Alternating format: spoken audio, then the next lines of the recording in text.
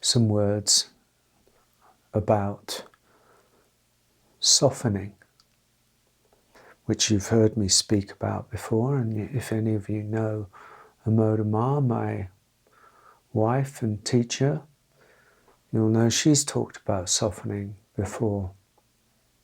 The soft touch, the way of softening, the radical way of meeting our experience. So this short video is going to be titled, Why Softening May Be the Most Radical Act on the Spiritual Path.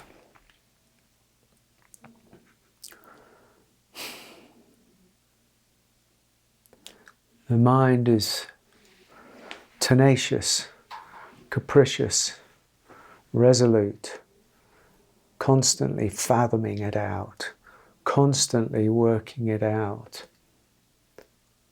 A need to know, to understand, to comprehend, to move on, to get it sorted. And these are great aspects of mind. And so when it comes to the spiritual journey, there it is, how do I awaken? How do I surrender? How am I going to accept what's unacceptable?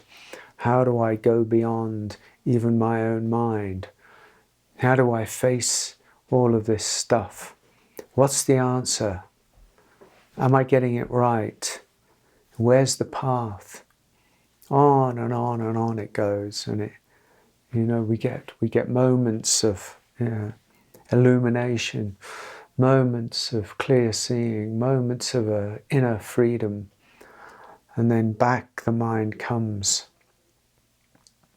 What was that? How do I work out what it was? How do I get it again? What did it mean? How do I live like that? Endlessly. So that's one aspect that in a way we need to kind of speak to on the spiritual path. And the other one in many ways is a tendency, because of social and familial and just life conditioning. There's always this tendency to meet life with a certain hardness in a way. That hardness doesn't have to be always aggressive or hostile or, like this. It can also be hard in the sense of, a very defended way of being. Even often we don't know just how armored and how hard we've become in this life. It's almost sometimes we, if you look below the surface, you can see that we're somehow braced, ready, just in case. And we can keep that down below the surface, yet still it's there because there's an innate sense that the me has to be protected at all costs. There's a historical, ancestral, component to that, of course, and the nervous system and the fight or flight mechanism is all geared around this, the fear of starvation, the fear of being attacked, the need to defend one's, castle, and all of these are very noble and very true. But when it comes to the kind of deeper spiritual path, we innately or unconsciously bring a lot of those qualities to the spiritual journey, and it doesn't work because you can't enter the kingdom of heaven with that rigidity, with that defensiveness, with that kind of bracedness, and with the mind aspects. Also, the mind that constantly seeks resolution. These are juxtaposed, and so kind of meet block after block after block. And so then it brings us to, well, what then? And that may well bring us to the tenderness, the two aspects. There are many aspects, but these two, the tenderness of the heart and the great softening. What beauty that is. to actually embrace the tenderness of the heart. And of course, when we embrace consciously the tenderness of the heart, all manner of things start to be revealed. The pain of our own history, the pain of our own burden, the pain of our own wounding, the pain of neglect, abuse. I don't need to go into that. You know, we know that it's the history of many people, you know, who've been kind of rigidified, demeaned, you know, kind of unloved, compromised, etc., etc. You know, but in family situations or religious, or, you know, just the way of coming up in life. And so there's the carrying of those that gets revealed when the tenderness of the heart is opened. And I've spoken to this millions of times in different videos, and you can find them all over the place on my channel, because inevitably I always end up speaking to this because it's so beautiful.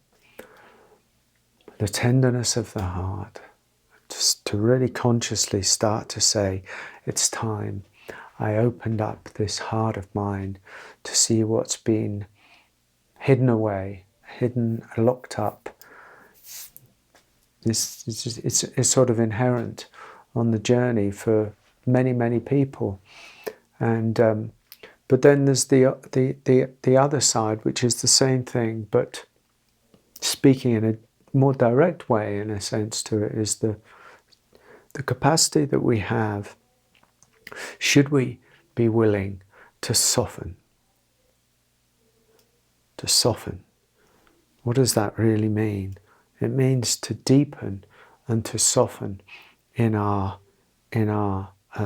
capacity and our willingness to meet life from a much softer, open place, and to suspend the mind that seeks to judge, compartmentalize, defend, attack, you know, and go through its endless machinations that it has decided, and we've given our authority to the mind that does these things unwittingly in so many ways.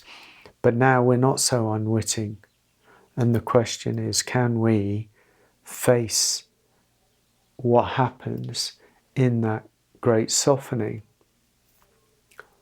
And I'm certainly not saying this is necessarily easy. It is very simple. But we live in the hardness of the world. And so we carry the hardness around in us. And the spiritual journey, the deeper spiritual journey, this that I'm speaking of anyway, that is relevant to this work that I do with Amodama, is all about surrendering that hardness and being more available for a great I don't know, for a softening, to suspend judgment, to suspend, you know, dividing everything up, to suspend the habitual routines that we have of always doing this, the reactive self, of always doing this with life. And being able to kind of go, you know, I'm here, this is here, this experience is here. Is it in my capacity to meet it with a softer touch? Is it in my capacity to be more gentle with myself? Is it in my capacity to be tender with the parts of me that hurt so much, to be tender with the parts that I hate so much, to be tender with the parts that seem to be so ugly or painful or unworthy, or, you know, any of these qualities? Is it in my capacity to meet all of those with a deeper and deeper softness, so that the boundaries of them, so that the alienation of them, you know, starts to melt? You know, I say again, everything wants to come home in us. We're born for wholeness. We're born for naturalness. We're born to be open vessels of light and love. That's what we're we're designed for. And we've gotten hijacked by the tenacious nature of the world. And it's time now to stop being so pulled in to the phenomena of the world, because it will never stop until we stop. It's on us. There's no point in waiting for the new age to come. It's no point in waiting for the golden age to come. It's no point in waiting to rise to the fifth dimension. There's no point in waiting until you're enlightened. This is enlightened. The soft touch is the enlightenment.